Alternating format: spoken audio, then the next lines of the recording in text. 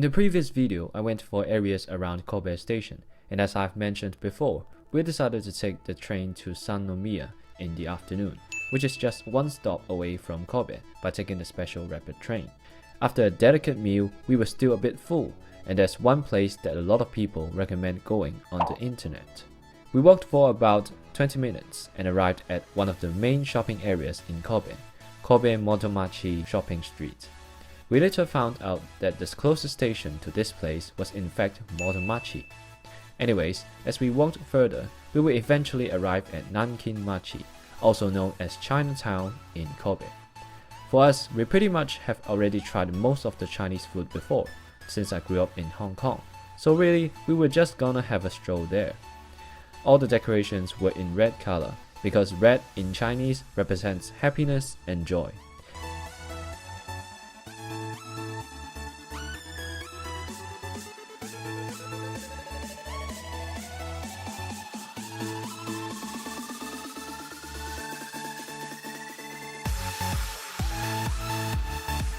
Even Family Mart and the vending machines had Chinese paintings on them.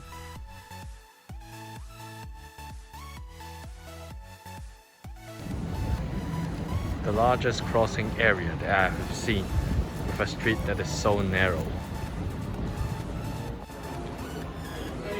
Quite an interesting name for a barbershop. We didn't realize how time actually went by so quickly, so we headed back and went for the direction of Sannomiya station.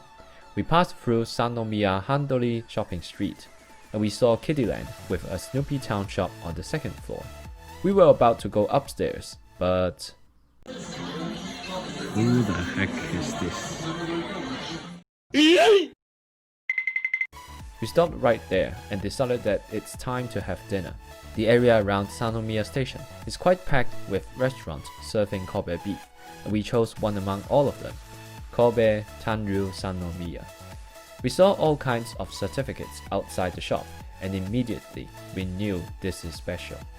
This restaurant is quite small in size, with just 8 seats and 2 staff in total. We were greeted by one of the most welcoming and friendly chefs. As we flipped over the menu, we realized something wrong. Remember the sign we saw just now? We knew Kobe beef is not going to be cheap, but we didn't expect to pay for this amount though. Well, that's the most expensive course, and we went to order 180 grams of prime Kobe beef, as well as 120 grams of tender red meat, and a set B to go along with them. Notice that for set C, the most expensive set, requires reservation beforehand. So our set includes a cold dish, a warm dish, a salad, and soup. It does not include any drinks. Within just a few minutes, our first dish arrives. Cold beef with yuzu sauce. It's a very clever idea of serving beef with a sweet sauce, because that creates a contrast with the saltiness of the beef. As you can see, I was too busy eating and even not bother giving any comments or expressions. So the main act begins now. The chef will first put the piece of steak in front of us to let us marvel at it before he goes on to cook it for us. The chef will first grill the vegetables for us. They include tomatoes, mushrooms, pumpkins, and asparagus. On the night of our visit, there were also 4 other Singaporeans, and the chef had no problem to cook for all of us. By the way, he speaks English, and as he cooks, he will explain every kind of ingredient to you.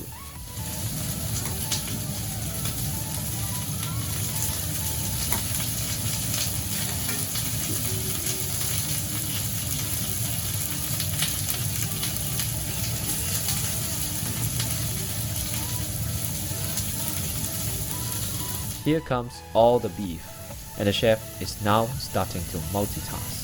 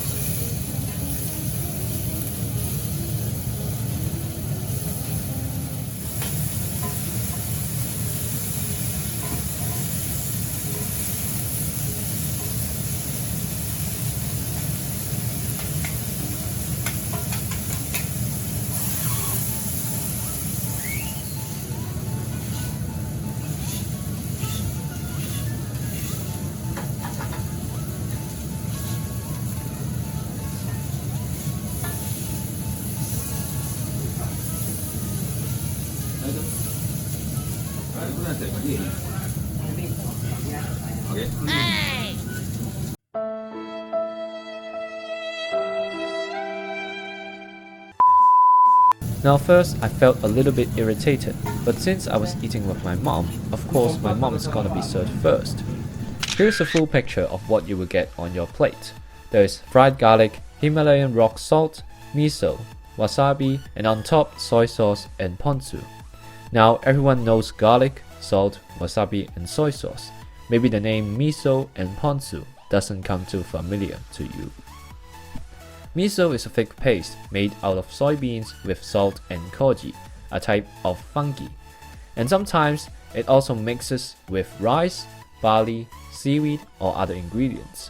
It is high in protein and rich in vitamins and minerals, becoming widely used in recent Japan. Ponzu is a citrus-based sauce commonly used in Japanese cuisine. It is made by simmering mirin, rice vinegar, tuna flakes, and seaweed over medium heat. Ponzu can also be served in variations by adding soy sauce and fruits with it. To be honest, the beef is already great by just eating it without anything to it. The combination that I liked most, however, is adding salt, fried garlic, a little bit of wasabi, and dipping it into soy sauce. The garlic slices taste just like potato chips. They were just crispier, but also smellier. Bruh.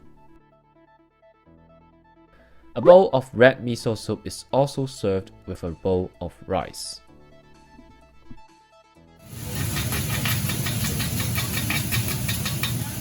Now guess what's for the warm dish?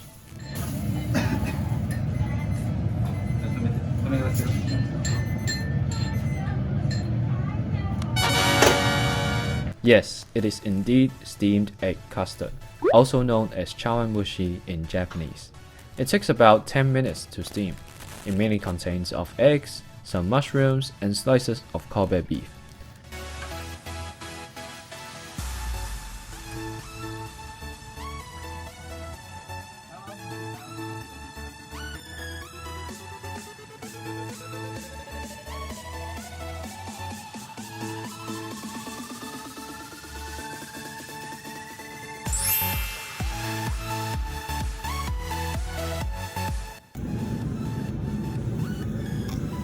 Wow!